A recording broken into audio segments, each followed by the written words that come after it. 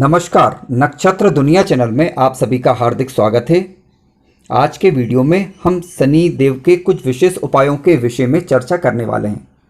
यानी अगर आपकी कुंडली में शनि देव नेगेटिव परिणाम दे रहे हैं या कह सकते हैं कि शनि की वजह से आप पीड़ा का अनुभव कर रहे हैं या किसी भी क्षेत्र में आपको परेशानी हो रही है, आपके ऊपर शनि देव की महादशा, अंतर्दशा या प्रत्यंतर दशा चल रही है जिसकी वजह से आपको परेशानियों का अनुभव हो रहा है, तब आप शनिदेव के इन विशेष उपायों के द्वारा शनि जनित पीड़ाओं से मुक्ति पा सकते हैं।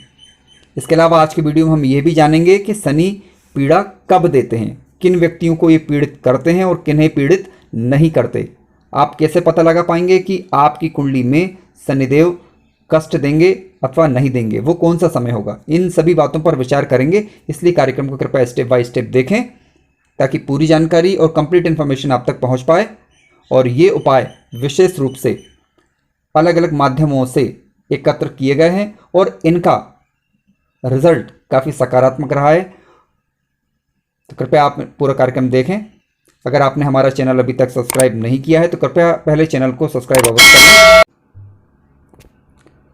शनिदेव के उपायों पर चर्चा करने के पहले हमें अपनी कुंडली में शनिदेव की स्थिति भी चेक करना होगा।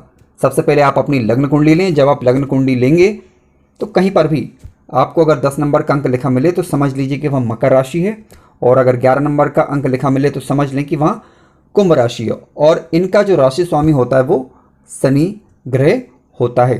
ठीक है, यदि लग्न में ही मान लीजिए 10 नंबर का अंक लिखा है तो आपका लग्न शनि हुआ, 11 नंबर का अंक लिखा है तब भी आपका लग्न शनि ग्रह हुआ। ये तो हुई पहली बात। दूसरी बात पर चर्चा करते हैं। शनिदेव पुष्य नक्षत्र, अनुराधा नक्षत्र और उत्तरा भाद्रपद नक्षत्र के स्वामी हैं।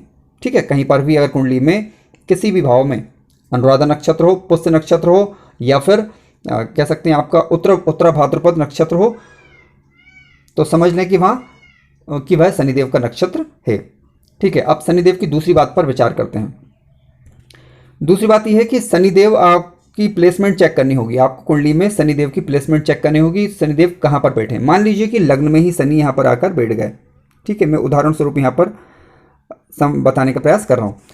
तो शनिदेव जहाँ पर बैठेंगे वहाँ से शनि की 3 दृष्टियाँ होंगी। इस पर विचार हम क्यों कर रहे हैं? इस पर विचार इसलिए कर रहे हैं ताकि उपायों को करने में आसानी हो और आप ये समझ पाएँ कि शनिदेव जब महादशा अथवा अंतर्दशा में आएंगे तो वो हमारे किन घरों को प्रभावित ज़्यादा करेंगे।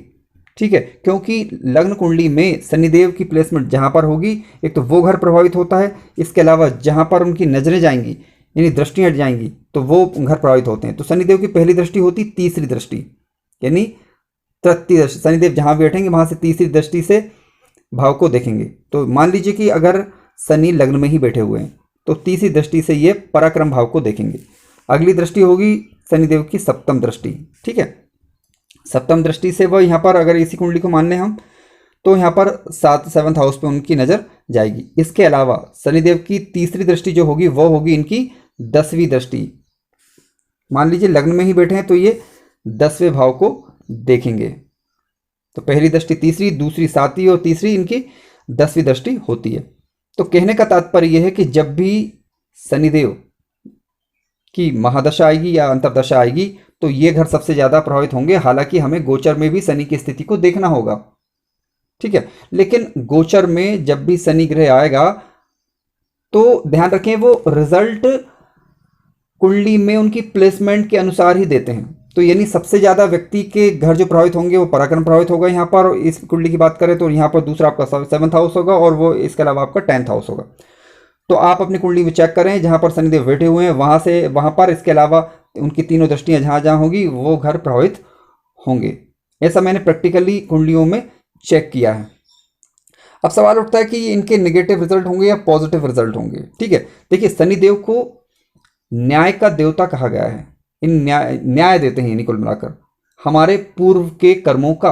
अब पूर्व के कर्मों का कहने का तात्पर्य है जैसे कि मान लीजिए कि शनि की महादशा स्टार्ट होने से या अंतर्दशा स्टार्ट होने से पहले जो हमने कर्म किए उसके अनुरूप फल मिलेंगे। यानी आपके कर्म अगर अच्छे हुए तो रिजल्ट अनुरूप होंगे।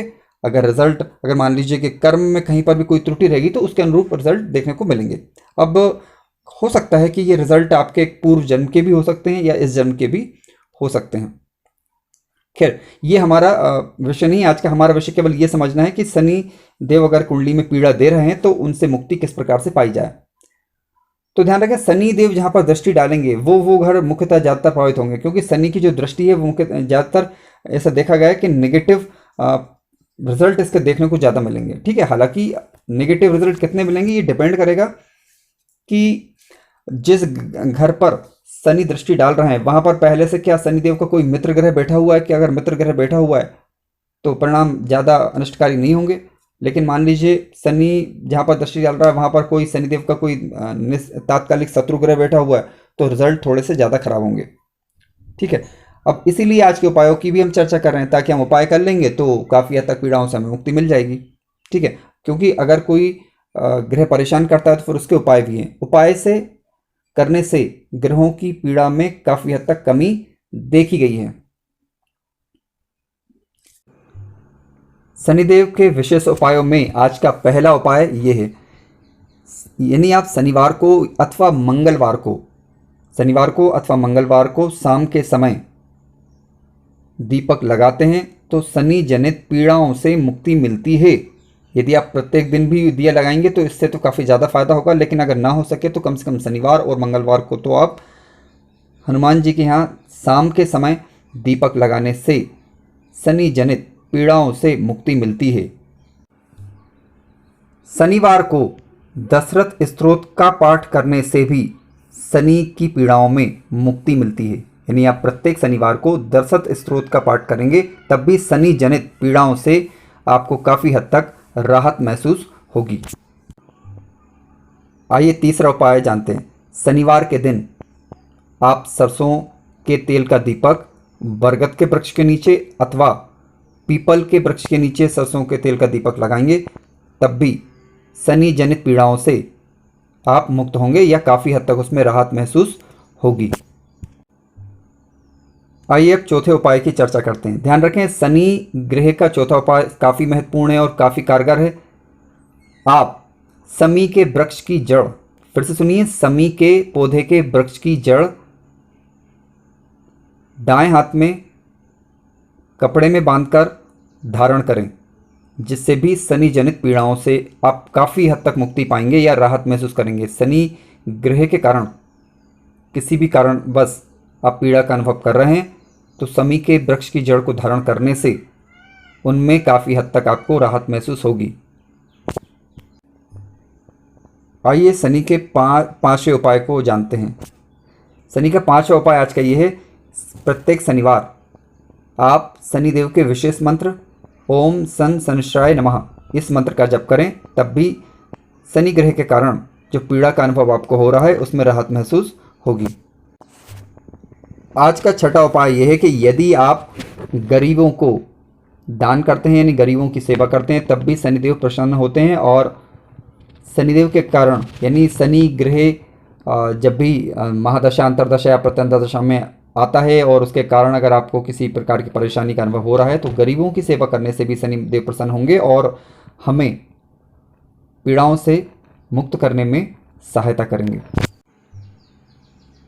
शनिदेव के विशेष उपायों में आज का सातवां उपाय यह है कि यदि आप सक्षम हैं और शनिदेव के समय में ये कह सकते हैं कि शनि ग्रह के समय में किसी भी कारणवश पीड़ा का अनुभव कर रहे हैं तब आप लोहे की वस्तुओं का दान मंदिर में करें। इससे भी शनि जनित पीड़ाओं से आप काफ़ी हद तक राहत महसूस करेंगे। मित्रों, किसी भी कारणवश शनि के समय में ये कह सकते हैं शनि ग्रह की महादशा चल रही हो या अंतरदशा चल रही हो, आप पीड़ा का अनुभव कर रहे हैं तो एक और विशेष उपाय है, आप इसके लिए सरसों का जो तेल है वो किसी कटोरी में लें और अपना मुंह देखकर उस तेल को आप या तो दान कर दें कहीं पर या फिर आप पीपल के वृक्ष की जड़ में आप उसे शनिवार के रोज चढ़ा दें। ऐसा करने से भी शनिदेव के कारण नहीं होते, कारण हम ही होते उनके अलग ही, लेकिन कह सकते हैं कि शनि जनित पीड़ाओं से आप मुक्ति पा सकते हैं। मित्रों, मैंने ऐसा अनुभव किया है और आपको अगर ध्यान हो तो मैंने एक कार्यक्रम बनाया था, नहीं देखा है तो आप उसे देख सकते हैं। जिसमें हमने सस महापुरुष योग के बारे में चर्चा की थी। ठीक है, सस महापुरुष योग जो है वो शनि देव के कारण ही बनता है। लेकिन इसके बाद काफ़ी कमेंट्स आए और कई लोगों ने प्रश्न पूछे कि सर हमारे यहाँ हमारी कुंडली में तो सस महापुरुष योग है, परंतु हम पीड़ा का अनुभव कर रहे हैं। और मैंने भी खुद भी ये सब प्रैक्टिकल किया है, अनुभव किया है कि सस महापुरुष योग होने के बावजूद भी लोग कष्ट में जी रहे हैं। तो ध्यान रखें, तो इस प्रकार की समस्याएं अगर उत्पन्न हो रही हैं तो फिर आप बिल्कुल शनिदेव के उपाय कर सकते हैं और इससे काफ़ी हद तक आपको राहत महसूस होगी। विशेष रूप से ये उपाय जो भी बताए गए हैं शनिवार को करें। कोई भी 1 या 2 उपाय आप कर सकते हैं, सारे उपाय करने की आवश्यकता बिल्कुल नहीं है। ठीक है, और केवल इस दृष्टि से ये वीडियो बनाया गया है ताकि जो लोग इस तरह की समस्याओं से अगर परेशान हैं तो उन्हें किसी भी प्रकार से राहत महसूस हो सके। मित्रों, अगर आपको कार्यक्रम अच्छा लगा है तो कृपया चैनल को सब्सक्राइब अवश्य करें और वीडियो को लाइक करें और शेयर करें और अपने विचार कमेंट्स के माध्यम से अवश्य व्यक्त करें। धन्यवाद।